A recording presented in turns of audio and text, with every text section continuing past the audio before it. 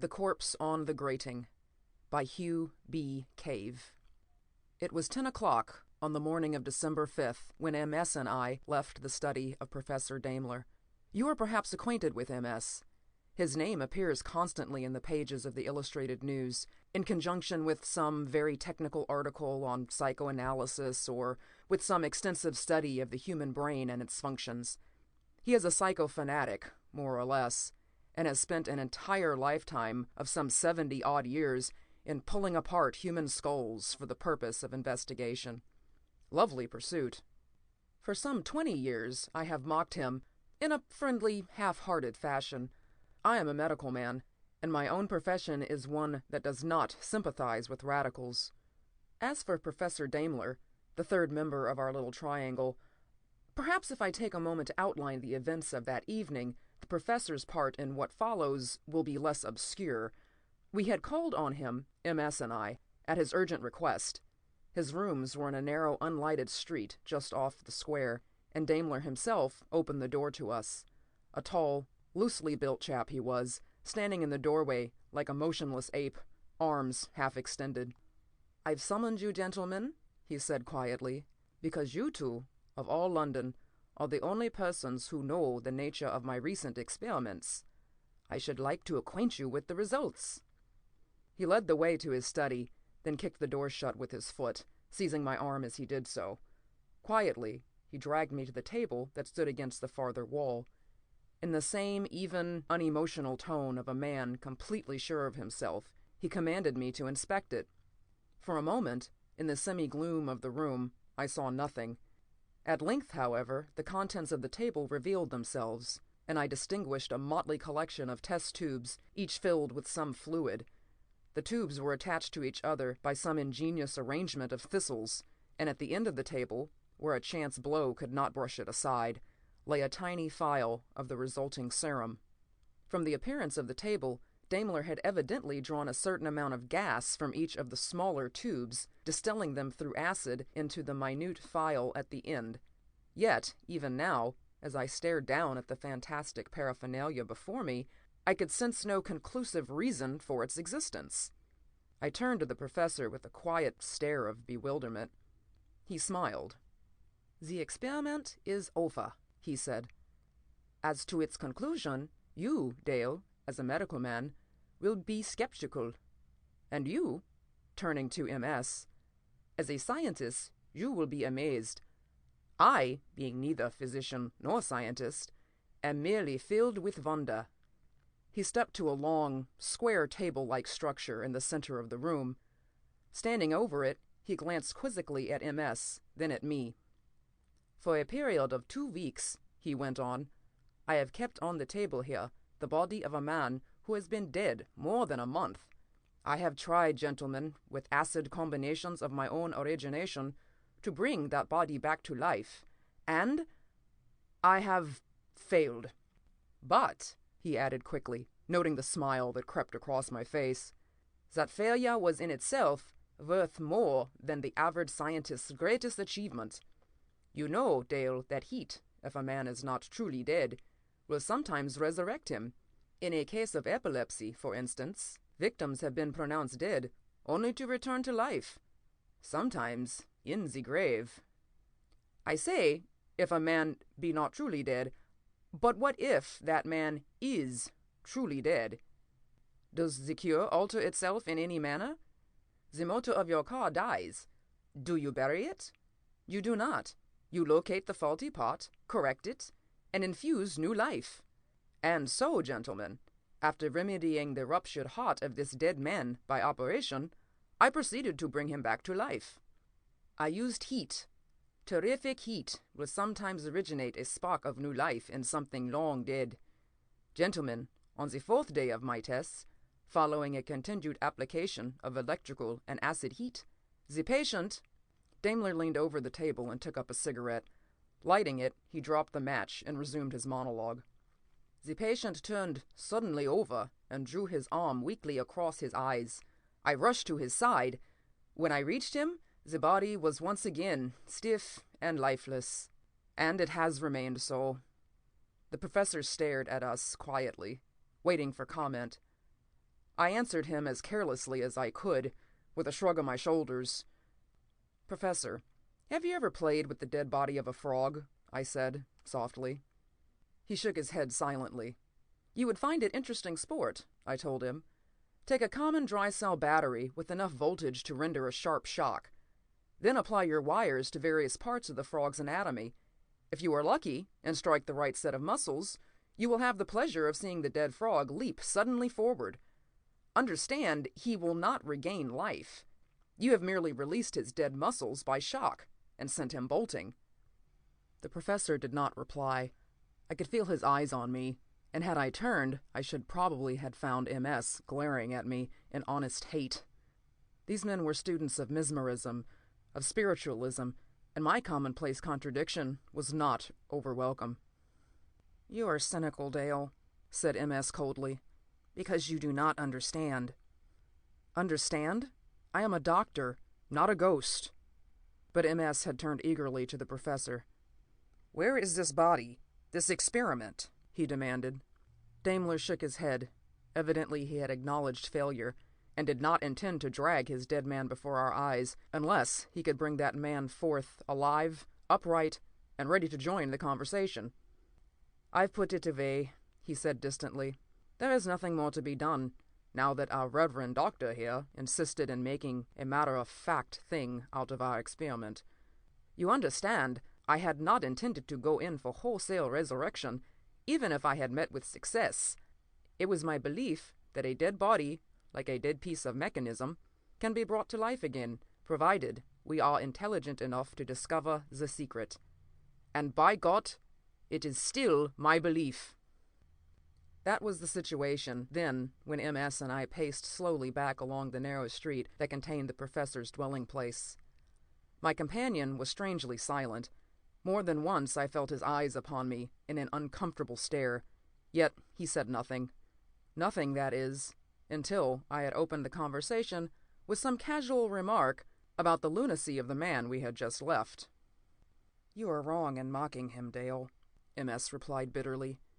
"Daimler is a man of science. He is no child experimenting with a toy. He is a grown man who has the courage to believe in his powers. One of these days—" He had intended to say that someday I should respect the professor's efforts. One of these days, the interval of time was far shorter than anything so indefinite. The first event, with its succeeding series of horrors, came within the next 3 minutes. We had reached a more deserted section of the square, a black, uninhabited street extending like a shadowed band of darkness between gaunt, high walls. I had noticed for some time that the stone structure beside us seemed to be unbroken by door or window, that it appeared to be a single gigantic building, black and forbidding. I mentioned the fact to MS. "The warehouse," he said simply. "A lonely, God-forsaken place. We shall probably see the flicker of the watchman's light in one of the upper chinks." At his words, I glanced up. True enough, the higher part of the grim structure was punctured by narrow, barred openings. Safety vaults, probably. But the light, unless its tiny gleam was somewhere in the inner recesses of the warehouse, was dead. The great building was like an immense burial vault, a tomb, silent and lifeless. We had reached the most forbidding section of the narrow street, where a single arch lamp overhead cast a halo of ghastly yellow light over the pavement. At the very rim of the circle of illumination, where the shadows were deeper and more silent, I could make out the black moldings of a heavy iron grating. The bars of metal were designed, I believe, to seal the side entrance of the great warehouse from night marauders. It was bolted in place and secured with a set of immense chains, immovable. This much I saw as my intent gaze swept the wall before me. This huge tomb of silence held for me a particular fascination, and as I paced along beside my gloomy companion, I stared directly ahead of me into the darkness of the street. I wished to God my eyes had been closed or blinded. He was hanging on the grating, hanging there, with white, twisted hands, clutching the rigid bars of iron, straining to force them apart. His whole distorted body was forced against the barrier, like the form of a madman struggling to escape from his cage. His face, the image of it, still haunts me whenever I see iron bars in the darkness of a passage, was the face of a man who had died from utter, stark horror. It was frozen in a silent shriek of agony, staring out at me with fiendish maliciousness. Lips twisted apart, white teeth gleaming in the light, bloody eyes with a horrible glare of colorless pigment, and dead. I believe MS saw him at the very instant I recoiled. I felt a sudden grip on my arm, and then, as an exclamation came harshly from my companion's lips, I was pulled forward roughly. I found myself staring straight into the dead eyes of that fearful thing before me, found myself standing rigid, motionless before the corpse that hung within reach of my arm. And then, through that overwhelming sense of the horrible, came the quiet voice of my comrade, the voice of a man who looks upon death as nothing more than an opportunity for research. "The fellow has been frightened to death, Dale. Frightened most horribly. Note the expression of his mouth, the evident struggle to force these bars apart and escape. Something has driven fear to his soul, killed him." I remember the words vaguely. When MS had finished speaking, I did not reply. Not until he stepped forward and bent over the distorted face of the thing before me did I attempt to speak. When I did, my thoughts were a jargon. "What in God's name," I cried, "could have brought such horror to a strong man? What—" "Loneliness, perhaps?" suggested MS with a smile. "The fellow is evidently of the Watchman. He is alone in a huge, deserted pit of darkness for hours at a time. His light is merely a ghostly ray of illumination, hardly enough to do more than increase the darkness. I have heard of such cases before." He shrugged his shoulders. Even as he spoke, I sensed the evasion of his words. When I replied, he hardly met my answer, for he had suddenly stepped forward, where he could look directly into those fear-twisted eyes. "Dale," he said at length, turning slowly to face me, "you ask for an explanation of this horror? There is an explanation. It is written with an almost fearful clearness on the fellow's mind. Yet, if I tell you, you will return to your old skepticism, your damnable habit of disbelief." I looked at him quietly. I had heard MS claim, at other times, that he could read the thoughts of a dead man by the mental image that lay on that man's brain. I had laughed at him. Evidently, in the present moment, he recalled those laughs. Nevertheless, he faced me seriously. "I can see two things, Dale," he said deliberately. "One of them is a dark, narrow room, a room piled with indistinct boxes and crates, and with an open door bearing the black number 4167, and in that open doorway coming forward, with slow steps, alive, with arms extended, and a frightful face of passion, is a decayed human form. A corpse, Dale. A man who has been dead for many days, and is now alive." MS turned slowly and pointed with upraised hands to the corpse on the grating. "That is why," he said simply, "this fellow died from horror." His words died into emptiness. For a moment I stared at him. Then, in spite of our surroundings, in spite of the late hour, the loneliness of the street, the awful thing beside us, I laughed. He turned upon me with a snarl. For the first time in my life, I saw MS convulsed with rage. His old lined face had suddenly become savage with intensity. "You laugh at me, Dale," he thundered. "By God, you make a mockery out of a science that I have spent more than my life in studying. You call yourself a medical man, and you are not fit to carry the name. I will wager you, man, that your laughter is not backed by your courage." I fell away from him. Had I stood within reach, I'm sure he would have struck me. Struck me! And I have been nearer to MS for the past 10 years than any man in London. And as I retreated from his temper, he reached forward to seize my arm. I could not help but feel impressed at his grim intentness. "Look here, Dale," he said bitterly. "I will wager you £100 that you will not spend the remainder of this night in the warehouse above you. I will wager £100 against your own courage that you will not back your laughter by going through what this fellow has gone through. That you will not prowl through the corridors of this great structure until you have found room 4167 and remain in that room until dawn." There was no choice. I glanced at the dead man, at the face of fear and the clutching, twisted hands, and a cold dread filled me. But to refuse my friend's wager would have been to brand myself an empty coward. I had mocked him. Now, whatever the cost, I must stand ready to pay for that mockery. "Room 4167? I replied quietly, in a voice which I made every effort to control, lest he should discover the tremor in it. "Very well. I will do it." It was nearly midnight when I found myself alone, climbing a musty, winding ramp between the first and second floors of the deserted building. Not a sound, except the sharp intake of my breath and the dismal creak of the wooden stairs echoed through that tomb of death. There was no light, not even the usual dim glow that is left to illuminate an unused corridor. Moreover, I had brought no means of light with me, nothing but a half-empty box of safety matches, which by some unholy premonition I had forced myself to save for some future moment. The stairs were black and difficult, and I mounted them slowly, groping with both hands along the rough wall. I had left MS some moments before. In his usual decisive manner, he had helped me to climb the iron grating and lower myself to the sealed alleyway on the farther side. Then, leaving him without a word, for I was bitter against the triumphant tone of his parting words, I proceeded into the darkness, fumbling forward until I had discovered the open door in the lower part of the warehouse. And then the ramp, winding crazily upward, seemingly without end. I was seeking blindly for that particular room which was to be my destination. Room 4167, with its high number, could hardly be on the lower floors. And so I had stumbled upward. It was at the entrance of the second-floor corridor that I struck the first of my desultory supply of matches, and by its light discovered a placard nailed to the wall.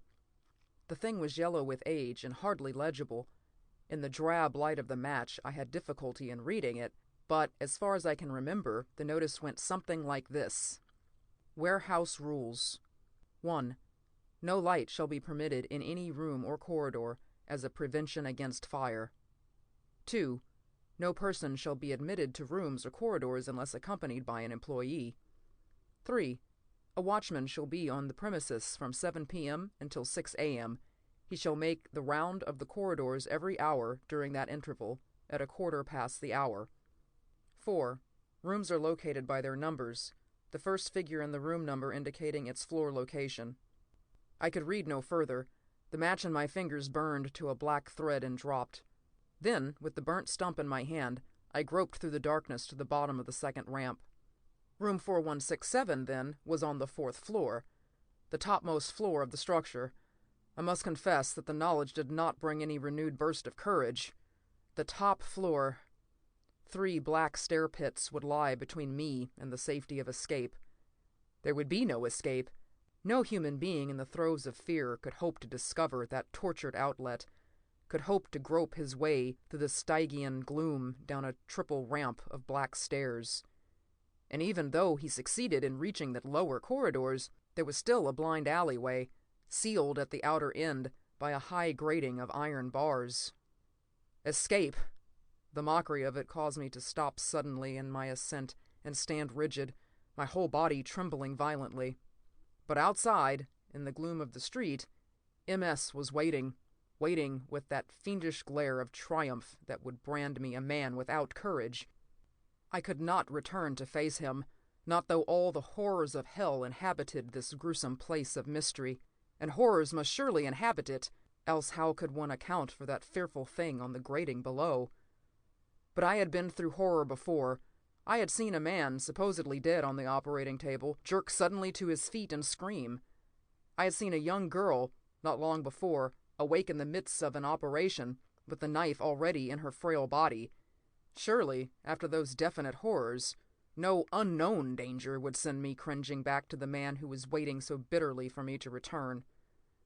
Those were the thoughts pregnant in my mind as I groped slowly, cautiously along the corridor of the upper floor, searching each closed door for the indistinct number 4167. The place was like the center of a huge labyrinth, a spider web of black, repelling passages, leading into some central chamber of utter silence and blackness. I went forward with dragging steps, fighting back the dread that gripped me as I went farther and farther from the outlet of escape. And then, after losing myself completely in the gloom, I threw aside all thoughts of return and pushed on with a careless, surface bravado, and laughed aloud. So, at length, I reached that room of horror, secreted high in the deeper recesses of the deserted warehouse. The number, God grant I never see it again, was scrawled in black chalk on the door. 4167. I pushed the half-open barrier wide and entered. It was a small room, even as MS had forewarned me, or as the dead mind of that thing on the grate had forewarned MS. The glow of my out-thrust match revealed a great stack of dusty boxes and crates, piled against the farther wall. Revealed, too, the black corridor beyond the entrance, and a small upright table before me. It was the table, and the stool beside it, that drew my attention, and brought a muffled exclamation from my lips. The thing had been thrust out of its usual place, pushed aside as if some frenzied shape had lunged against it. I could make out its former position by the marks on the dusty floor at my feet. Now it was nearer to the center of the room, and had been wrenched sideways from its holdings. A shudder took hold of me as I looked at it. A living person, sitting on the stool before me, staring at the door, would have wrenched the table in just this manner in his frenzy to escape from the room. The light of the match died, plunging me into a pit of gloom. I struck another and stepped closer to the table, and there, on the floor, I found two more things that brought fear to my soul. One of them was a heavy flash lamp, a watchman's lamp, where it had evidently been dropped in flight. But what awful terror must have gripped the fellow to make him forsake his only means of escape through those black passages? And the second thing, a worn copy of a leather-bound book, flung open on the boards below the stool. The flash lamp, thank God, had not been shattered. I switched it on, directing its white circle of light over the room. This time, in the vivid glare, the room became even more unreal. Black walls, clumsy, distorted shadows on the wall, thrown by those huge piles of wooden boxes. Shadows that were like crouching men groping toward me. And beyond, where the single door opened into a passage of Stygian darkness, that yawning entrance was thrown into hideous detail. Had any upright figure been standing there, the light would have made an unholy phosphorescent specter out of it. I summoned enough courage to cross the room and pull the door shut. There was no way of locking it. Had I been able to fasten it, I should surely have done so. But the room was evidently an unused chamber, filled with empty refuse. This was the reason, probably, why the watchman had made use of it as a retreat during the intervals between his rounds. But I had no desire to ponder over the sordidness of my surroundings. I returned to my stool in silence, and stooping, picked up the fallen book from the floor. Carefully I placed the lamp on the table, where its light would shine on the open page. Then, turning the cover, I began to glance through the thing which the man before me had evidently been studying. And before I had read 2 lines, the explanation of the horrible thing struck me. I stared dumbly down at the little book and laughed harshly so that the sound of my mad cackle echoed in 1,000 ghastly reverberations throughout the dead corridors of the building. It was a book of horror, of fantasy, a collection of weird, terrifying, supernatural tales with grotesque illustrations in funeral black and white. And the very line I turned to, the line which had probably struck terror into that unlucky devil's soul, explained MS's decayed from human form, standing in the doorway with arms extended and a frightful face of passion. The same description lay before me, almost in my friend's words. Little wonder that the fellow on the grating below, after reading this orgy of horror, had suddenly gone mad with fright. Little wonder that the picture engraved on his dead mind was a picture of a corpse standing in the doorway of room 4167. I glanced at that doorway and laughed. No doubt of it. It was that awful description in MS's untempered language that had made me dread my surroundings, not the loneliness and silence of the corridors about me. Now, as I stared at the room, the closed door, the shadows on the wall, I could not repress a grin. But the grin was not long in duration. A 6-hour siege awaited me before I could hear the sound of human voice again. 6 hours of silence and gloom. I did not relish it. Thank God the fellow before me had foresight enough to leave this book of fantasy for my amusement. I turned to the beginning of the story. A lovely beginning it was, outlining in some detail how a certain Jack Fulton, English adventurer, had suddenly found himself imprisoned by a mysterious black gang of monks, or something of the sort, in a forgotten cell at the monastery of El Toro. The cell, according to the pages before me, was located in the empty, haunted pits below the stone floors of the structure. Lovely setting. And the brave Fulton had been secured firmly to a huge metal ring in the farther wall opposite the entrance. I read the description twice. At the end of it, I could not help but lift my head to stare at my own surroundings. Except for the location of the cell, I might have been in the same setting, the same darkness, same silence, same loneliness. Peculiar similarity. And then, Fulton lay quietly without attempting to struggle in the dark. The stillness of the vaults became unbearable, terrifying. Not a suggestion of sound, except the scraping of unseen rats. I dropped the book with a start. From the opposite end of the room in which I sat came a half-inaudible, scuffling noise. The sound of hidden rodents scrambling through the great pile of boxes. Imagination? I am not sure. At the moment, I would have sworn that the sound was a definite one, that I had heard it distinctly. Now, as I recount this tale of horror, I'm not sure. But I am sure of this. There was no smile on my lips as I picked up the book again, with trembling fingers, and continued. The sound died into silence. For an eternity, the prisoner lay rigid, staring at the open door of his cell. The opening was black, deserted, like the mouth of a deep tunnel leading to hell. And then suddenly, from the gloom beyond that opening, came an almost noiseless, padded footfall. This time there was no doubt of it. The book fell from my fingers, dropped to the floor with a clatter. Yet, even through the sound of its falling, I heard that fearful sound, the shuffle of a living foot. I sat, motionless, staring with bloodless face at the door of room 4167. And as I stared, the sound came again and again. The slow tread of dragging footsteps approaching along the black corridor without. I got to my feet like an automaton, swaying heavily. Every drop of courage ebbed from my soul as I stood there, one hand clutching the table, waiting. And then, with an effort, I moved forward. My hand was outstretched to grasp the wooden handle of the door, and I did not have the courage. Like a cowed beast, I crept back to my place and slumped down on the stool, my eyes still transfixed in a mute stare of terror. I waited. For more than half an hour I waited, motionless. Not a sound stirred in the passage beyond that closed barrier. Not a suggestion of any living presence came to me. Then, leaning back against the wall, a harsh laugh. I wiped away the cold moisture that had trickled over my forehead into my eyes. It was another 5 minutes before I picked up the book again. You call me a fool for continuing it? A fool? I tell you, even a story of horror is more comfort than a room of grotesque shadows and silence. Even a printed page is better than grim reality. And so I read on. The story was one of suspense, madness. For the next 2 pages I read a cunning description of the prisoner's mental reaction. Strangely enough, it conformed precisely with my own. Fulton's head had fallen to his chest, the script read. For an endless while he did not stir, did not dare to lift his eyes.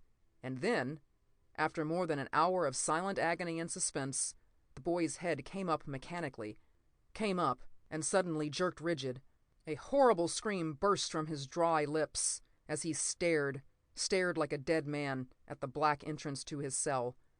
There, standing without motion in the opening, stood a shrouded figure of death, empty eyes, glaring with awful hate, bored into his own. Great arms, bony and rotten, extended toward him. Decayed flesh. I read no more. Even as I lunged to my feet with that mad book still gripped in my hand, I heard the door of my room grind open. I screamed in utter horror at the thing I saw there. Dead? Good God, I do not know. It was a corpse, a dead human body standing before me, like some propped-up thing from the grave. A face half-eaten away, terrible in its leering grin, twisted mouth with only a suggestion of lips curled back over broken teeth, hair writhing, distorted, like a mass of moving bloody coils, and its arms, ghastly white, bloodless, were extended towards me with open, clutching hands. It was alive! Alive! Even while I stood there, crouching against the wall, it stepped forward toward me. I saw a heavy shudder pass over it, and the sound of its scraping feet burned its way into my soul. And then, with its second step, the fearful thing stumbled to its knees. The white, gleaming arms, thrown into streaks of living fire by the light of my lamp, flung violently upwards, twisting towards the ceiling. I saw the grin change into an expression of agony, of torment, and then the thing crashed upon me, dead. With a great cry of fear, I stumbled to the door. I groped out of that room of horror, stumbling along the corridor. No light. I left it behind on the table to throw a circle of white light over the decayed living dead intruder who had driven me mad. My return down those winding ramps to the lower floor was a nightmare of fear. I remembered that I stumbled, that I plunged through the darkness like a man gone mad. I had no thought of caution, no thought of anything except escape. And then the lower door, and then the alley of gloom. I reached the grating, flung myself upon it, and pressed my face against the bars in a futile effort to escape. The same as the fear-tortured man who had come before me. I felt strong hands lifting me up, a dash of cool air, and then the refreshing patter of falling rain. It was the afternoon of the following day, December 6th, when MS sat across the table from me in my own study. I had made a rather hesitant attempt to tell him, without dramatics and without dwelling on my own lack of courage, of the events of the previous night. "You deserved it, Dale," he said quietly. "You are a medical man, nothing more, and yet you mock the beliefs of a scientist as great as Daimler. I wonder, do you still mock the professor's beliefs?" "That he can bring a dead man to life?" I smiled, a bit doubtfully. "I will tell you something, Dale," said MS deliberately. He was leaning across the table, staring at me. "The professor made only one mistake in his great experiment. He did not wait long enough for the effect of his strange acids to work. He acknowledged failure too soon and got rid of the body." He paused. "When the professor stored his patient away, Dale," he said quietly, "he stored it in the room 4170 at the Great Warehouse. If you are acquainted with the place, you will know that room 4170 is directly across the corridor from 4167. End of The Corpse on the Grating